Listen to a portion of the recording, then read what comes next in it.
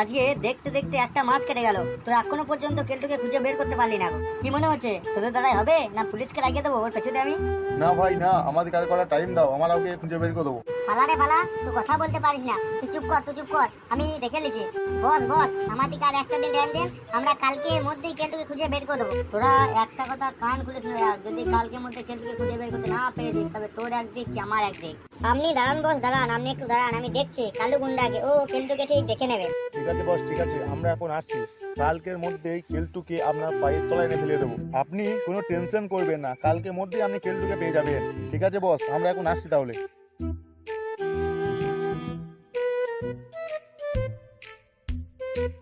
কই গো কেলটু, এসো এসো এসো, তাড়াতাড়ি এসে একটু গল্প করি।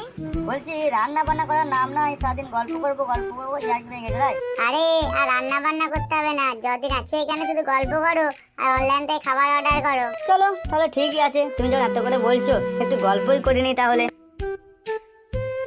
আরে বসে আছে, আবার এই টাইমে কে ফোন করছে কে জানে। হ্যাঁ হ্যালো, কে? আরে তুই আর ফোন করার টাইম পেলি না তুই? হ্যালো হ্যালো, আমি জগা বলছি। আমি এই তো আমাদের পাশের বাড়িতে দাঁড়িয়ে আছি। এমএলএ সাহেব সব জানতে পেরে গেছে যে তুই কেলটুর সাথে পালিয়ে গেছিস। তুই যেইখানে আছিস সেইখান থেকে এক্ষুনি পালিয়ে যা। এমএলএ সাহেবের লোক তোকে তন্ন করে খুঁজছে, তোকে পেলেই জ্যান্ত পুড়িয়ে মারবে বলছে। আরে বাবা কি বলছিস? ওই শালা স্বামী আমার অ্যাড্রেসটা পেলো কি করে? আমার মনে হচ্ছে ওই বাড়িওয়ালা নিশ্চয়ই আমার ঠিকানাটা বলেছে।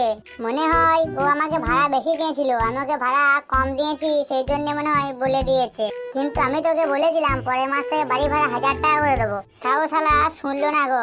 ঠিক আছে, আমরা এখন এখান থেকে চলে গেছি। শোন ভাই, তুই আমাকে আর ফোন টোন করিস না এখন। কি হলো তোমার? তুমি হঠাৎ করে তো চিন্তায় পড়ে গেলে কি জন্য? আর কি হলো তোমার? এটা কার ফোন ছিল? আর বলো না, এটা আমার একটা বন্ধুর ফোন ছিল। আমার স্বামী আমাদের অ্যাড্রেসটা খুঁজে বের করে ফেলেছে। কে যে দিল আমাদের অ্যাড্রেসটা কে জানে।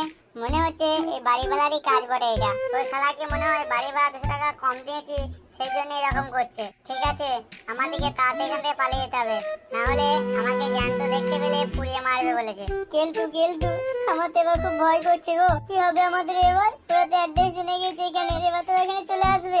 ও তুমি কিছু টেনশন করো না, আমি সবটা দেখে নেব। চলো তুমি তাড়াতাড়ি ব্যাগ গোটাও। ওই শালা এমএলএ কে আমি এমন শিক্ষা দেবো না, ওর জিন্দেগিতে আমার আর পেছুতে লাগতে আসবে না গো। তুমি ওসব টেনশন লিও না, তুমি তাড়াতাড়ি তোমার ব্যাগপত্র গোটাও।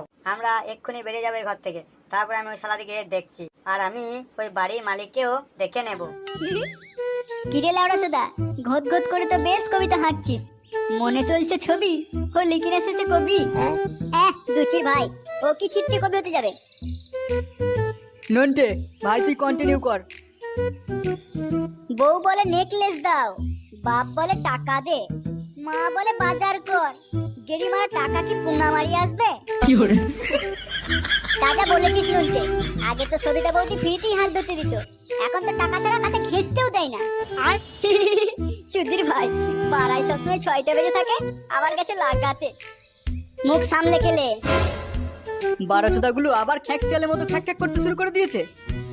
আমার কোনো দোষ নেই, ওই শুয়োরের বাচ্চাকে চুপ করে বসে থাকতে বল। ভাই প্রতিদিনই তো পাড়ায় অনেকগুলো করে ফ্লিপকার্টের ডেলিভারি আসছে। মানে প্রতিদিনই মেন রোড দিয়ে ট্রাক বোঝাই করে ফ্লিপকার্টের মাল আসে। একটা ট্রাকে তো 1000 খানেক মোবাইল থাকবেই। লেওড়া আমিও যা ভাবছি, তোরাও কি সেটা ভাবছিস?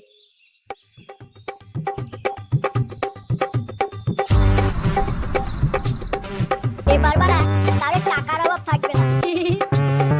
তাহলে শোন সবাই,